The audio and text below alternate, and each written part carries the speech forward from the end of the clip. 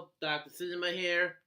I think in my Adam West video, I promised that the next video would be a Dr. Cinema diagnosis, but then I ended up uploading a mini review of Batman Mask of the Phantasm. Sorry about that. But this is for sure a Dr. Cinema diagnosis. Quachi is here. I'm in this position, and I am trying to put tape around my shoe because I'm too broke to go out to get new shoes yet. So, with that being said, let's get right into the diagnosis. We've had several different Batman over the years. Michael Keaton, Val Kilmer, Christian Bale, Kevin Conroy, Adam West, but I don't think any of them have quite the unique take on it as Ben Affleck has. Now, when Ben Affleck was first cast as Batman, people cried foul because they thought he was a horrible pick for the Batman role.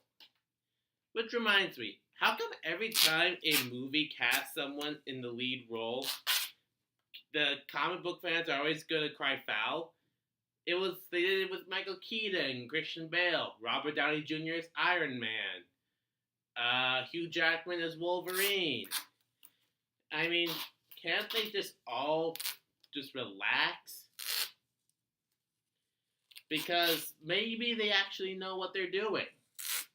Granted, Joel Schumacher really didn't, but that's beside the point. So anyway, they cried foul when Ben Affleck was cast as Batman. They thought he was going to be the worst part of Batman v Superman. Turns out, on the other hand, Ben Affleck was by far the best part of Batman v Superman. Who would have known? So,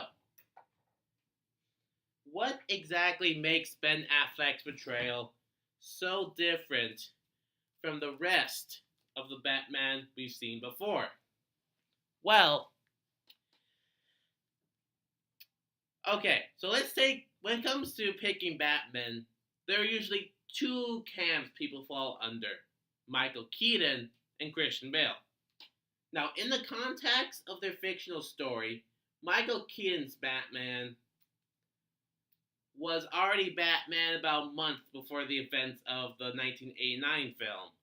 And with Batman Returns, roughly a year has passed. So Michael Keaton's version has had roughly 1 year of experience. Christian Bale's version Christian Bale's version has had, well, we've seen him transform from Bruce Wayne to Batman in Batman Begins. When The Dark Knight comes around, roughly 6 to 9 months have passed since the two films in context of the fictional world. When The Dark Knight Rises came around, it was, I think, 6 years? Maybe 8? So let's be generous and say Christian Bale's version has had 10 years of experience. Although realistically, the most part of that decade, he was probably just sitting in his house because when we first see him in The Dark Knight Rises, he had a really bad leg. He had to get a magical knee brace, scientifically magical knee brace, in order to go out fighting crime again. But let's say he's had 10 years of experience. When we first see Ben Affleck's version of Batman, he's already been Batman for 20 years. 20 years. Holy crap. This is the most experienced version. And he's the most darkest version too, because we see him, actually do some pretty dark stuff. Branding criminals, going out just on an all-out car chase on the docks. Now, a lot of people have had complaints that Ben Affleck's version kills people when Batman has a rule against it. First of all, Michael Keaton's version is a serial killer. He throws minions off buildings. He blows them up with dynamite, sets one on fire. He killed the Joker, and at the very least was directly responsible for the death of the Penguin. So shut up. That version is a serial killer. Now let's talk about Christian Bale's version. He is a lot more restrained. However, in Batman Begins, on that bus scene with Ra's al Ghul and Batman, Batman says, I'm not going to kill you, but I don't have to save you, and just leaves the train before it crashes, blows up, and kills Ra's al Ghul. That's at best manslaughter. So yeah, Christian Bale's version killed at least one person as well. It's a pretty big character. So forgive me if I'm not one of the people that says Batman has a rule about no killing. Because we've seen multiple versions of him kill.